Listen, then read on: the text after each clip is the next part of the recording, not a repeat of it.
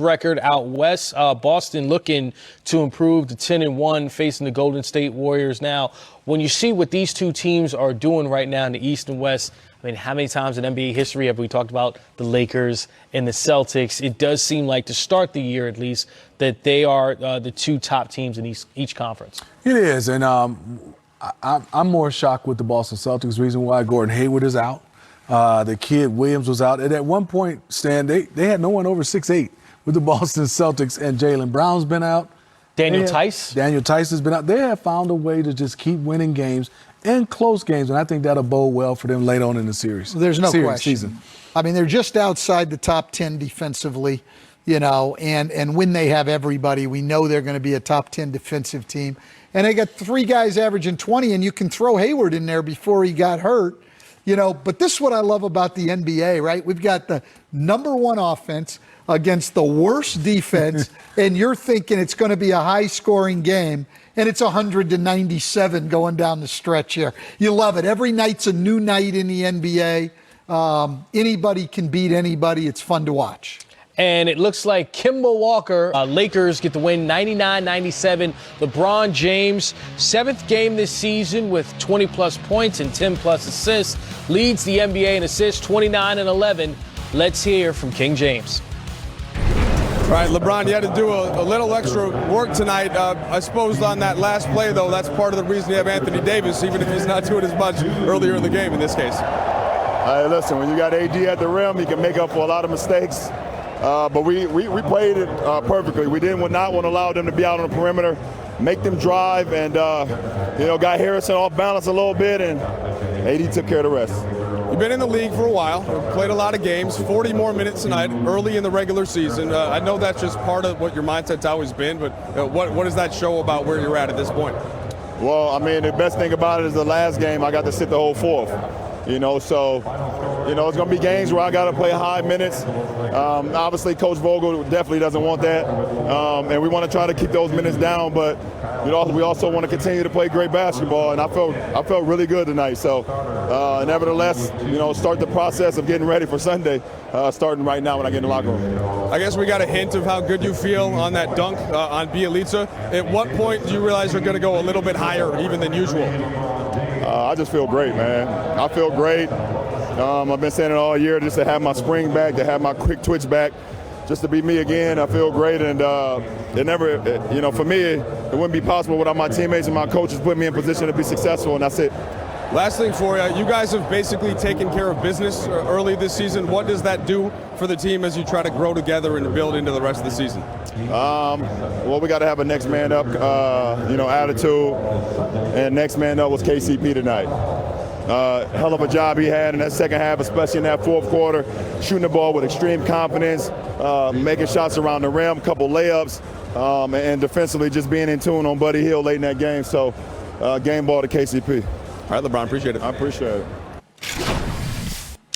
So LeBron James, you heard him say it, I feel good, I feel great. Played 38 minutes. That's what he was referencing several times in that interview.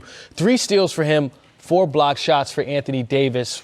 When your two stars are giving that effort defensively, I mean, that leads to the rest of the team giving that same effort, right? Oh, for sure. I mean, when you have your best players lead on that defensive end, it makes coaching easy. It makes other guys have to fall in line. And he said he has his quick twitch back.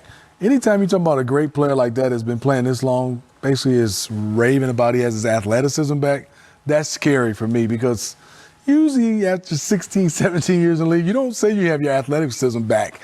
He is saying this, Stan, so that's a little scary for the rest of the league. He's saying it, and we're seeing it. 35 years old, the stuff he's doing. You just wonder, is he ever going to slow down? And that's what every coach in the NBA is wondering, too. LeBron James, I mean, it's almost like you see a play like this, and then you forget that this is year 17. Mm-hmm. Really. I mean, he's playing above the rim. He's looking like the fastest player on the court, getting steals, leading to fast breaks, and the vision, the IQ is there. And for the Lakers to start the season the way that they have now, on top of the Western Conference, it seems like all the pieces are fitting together. I mean, last year was the groin injury on Christmas where you thought, is this it?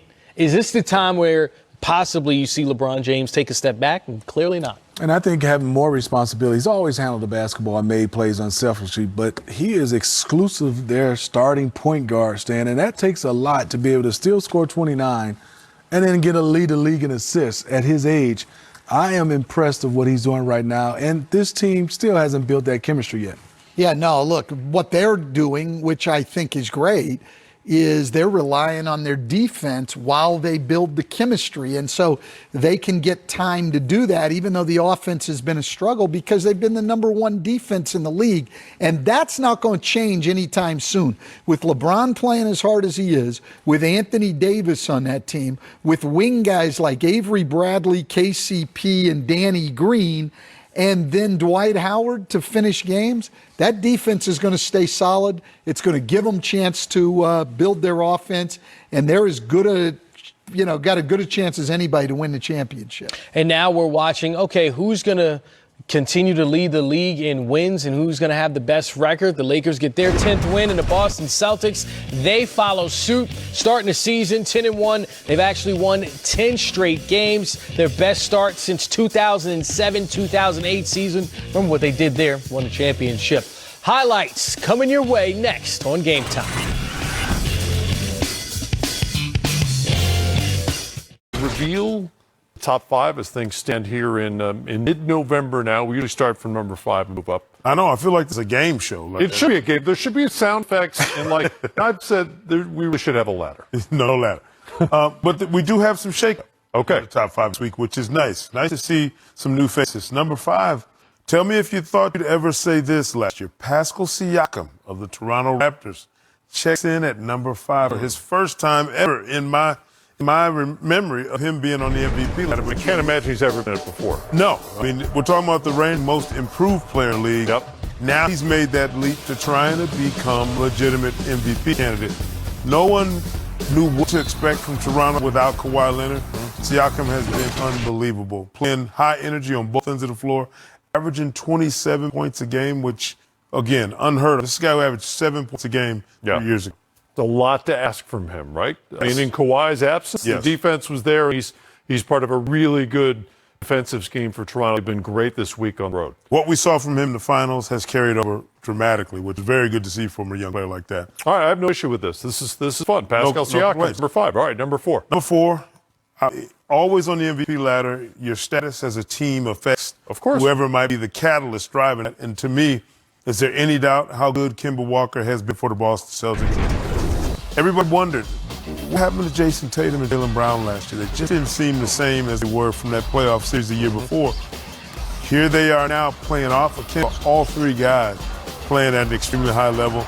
You can't say enough about the character of Kemba Walker. And Stan mentioned it, having those guys together in the summer, with USA Basketball was invaluable in terms of just getting to know each other. I asked Kemba what his impressions were of those young guys. He was in love with the work ethic and the drive and the grind of these kids. He called them kids. He's been in the league 8 years. He's called them kids. Right. But I think it speaks to how important that bond is, Matt, when you're trying to integrate this kind of guy into your mix. Already an established team, but lifts those other guys along with playing extremely well himself. And I mean this as a knock on Kyrie Irving, but he himself has said he wasn't entirely present last year with this team. You thought coming in that Kemba would be a locker room upgrade, and it's shown up on the floor. They've got the best record in the league, and normally that means, as you said, you're going to have an MVP candidate. Yep, If are what you are. All right, number 3. Number 3, you might remember this guy. He's been in the MVP conversation quite often the past few years. James Harden, Mr. Scoring Machine himself. I've voted for him 3 times now. Did he win any of those times? He won one of them. Yeah. Not bad. Harden has been James Harden, and really an advanced version of the guy we've seen the past few years. If he continues to chase that 40-point scoring average this year, then we're talking about a situation where how do you keep him out of that top 2 or 3 mix in the MVP? Because, conversation all year long, because nobody else in the league or of his generation is scoring like that. And we're saying that when Kevin Durant, Steph Curry have been in the league while he's been cooking like this, and nobody scores like James Harden. A tailor-made system for him, obviously in Houston, the way they run things. But having to share some of that with Russell Westbrook this year has not affected him at all. He's still playing lights out like he has been. up over 38 points a game now. And I know there are folks who don't like the way the Rockets play, maybe don't even enjoy watching Deal with it. the Rockets play. He doesn't care. You can't argue the effectiveness. No, right? he doesn't care. He drives that engine. He's the reason they win at the rate that they win. All right, number two. Number two, we're familiar with this guy. You know, already has a few of these Maurice Podoloff trophies hanging around the house somewhere. LeBron James.